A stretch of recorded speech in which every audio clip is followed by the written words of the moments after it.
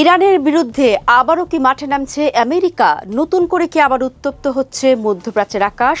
দর্শক, কাগজে কলমে তো তাই মনে হচ্ছে, কারণ ইরানের বিরুদ্ধে আমেরিকার নতুন যুদ্ধের আশঙ্কা এখন বাস্তবে রূপ নিতে পারে যে কোনো সময়। কেন বলছি? তাহলে শুনুন।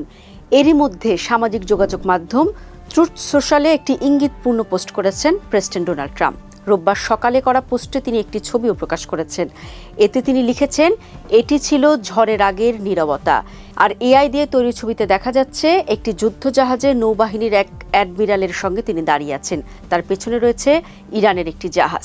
দর্শক, গত ২৮ ফেব্রুয়ারি ইরানে যৌথ হামলা চালায় আমেরিকা ও ইসরায়েল। এরপর ইরানের সঙ্গে তাদের টানা ৪০ দিন যুদ্ধ চলে। পাকিস্তানের মধ্যস্থতায় যুদ্ধ থামার পর ওয়াশিংটন ও তেহরানের মধ্যে গত ৮ এপ্রিল প্রথম ২ সপ্তাহের যুদ্ধবিরতি হয়। এই সময় শেষ হওয়ার পর মার্কিন প্রেসিডেন্ট যুদ্ধবিরতির মেয়াদ অনির্দিষ্টকালের জন্য বৃদ্ধি করেন। দর্শক, ইরান ও আমেরিকার মধ্যে যুদ্ধবিরতি চললেও বিবাদ মেটেনি, আলোচনাও ফলপ্রসূ হওয়ার সম্ভাবনাও কম। এই পরিস্থিতিতে আবারও ইরানের জোরালো হামলা চালানোর কথা ভাবছেন আমেরিকান প্রেসিডেন্ট ডোনাল্ড ট্রাম্প। এবারও সঙ্গে নেওয়া হবে ইসরায়েলের বাহিনীকে।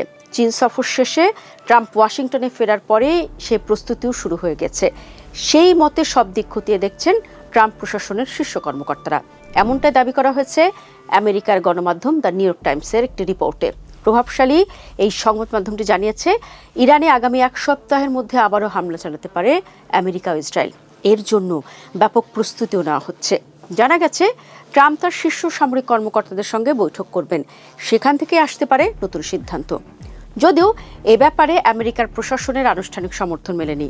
প্রকাশ্যে মুখ খোলেনি কোনো কর্মকর্তাও। বেইজিং থেকে ফেরার পথে এয়ারফোর্স ওয়ানে চড়ার সময় ট্রাম্প ইরানের শান্তি প্রস্তাব প্রসঙ্গে শুধু বলেছেন, আমি দেখেছিলাম, আমার যদি প্রথম বাক্যটাই পছন্দ না হয় আমি ছুঁড়ে ফেলে দেই। কি মনে হচ্ছে দর্শক, ইরান যখন শান্তি প্রস্তাবের জবাব পাঠিয়েছিল সেটি কিন্তু ট্রাম্পের মনোভূত হয়নি। তার মানে কি ট্রাম্প ছুঁড়ে ফেলে দিয়েছেন? নতুন যুদ্ধের ইঙ্গিত পাওয়া যাচ্ছে। দর্শক, মূলত হরমুজ প্রশ্নে বারবার ভেস্তে গিয়েছে ইরান আমেরিকার শান্তি আলোচনা। তেহরান হরমুজ নিয়ন্ত্রণ করুক, তা ওয়াশিংটন চায় না। সেই কারণে ওই জলপথে আমেরিকার সেনাও অবরোধ গড়ে তুলেছে।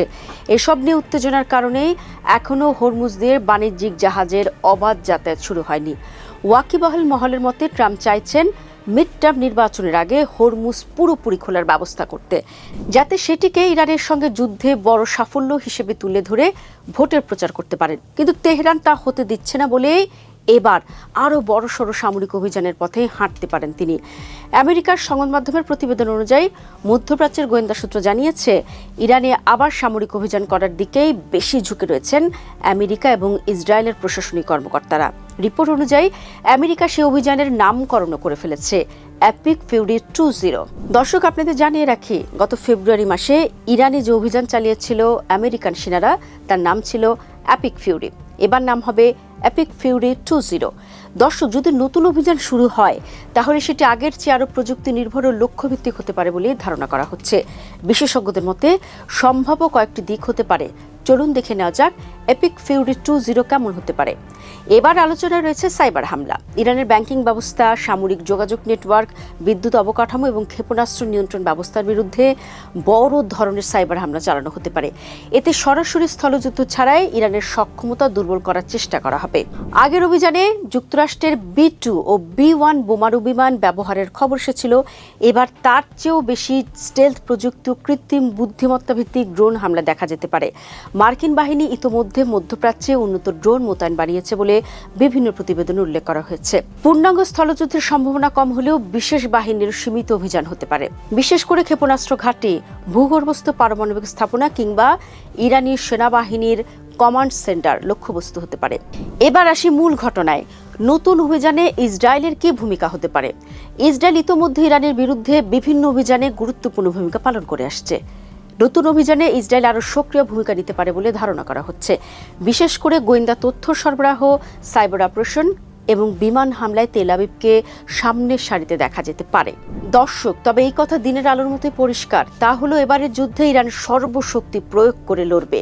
তেহরান বরাবরই বলে আসছে, তারা যে কোনো আগ্রাসনের জবাব কঠোরভাবে দেবে। বিশেষজ্ঞদের মতে ইরান সরাসরি পূর্ণাঙ্গ যুদ্ধে না গিয়ে অসম যুদ্ধ কৌশল ব্যবহার করতে পারে।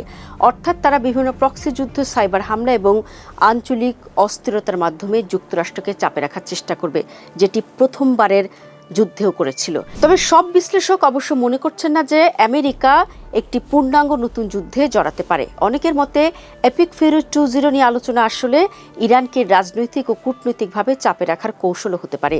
সামরিক প্রস্তুতির মাধ্যমে ওয়াশিংটন হয়তো তেহরানকে নতুন সমঝোতায় বাধ্য করতে চাইছে। তবে ইতিহাস বলছে মধ্যপ্রাচ্যে উত্তেজনা অনেক সময় দ্রুতই নিয়ন্ত্রণের বাইরে চলে যায়।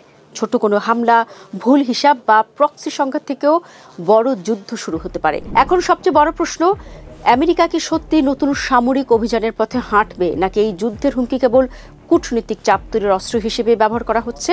আগামী কয়েক সপ্তাহে হয়তো সে উত্তর দেবে।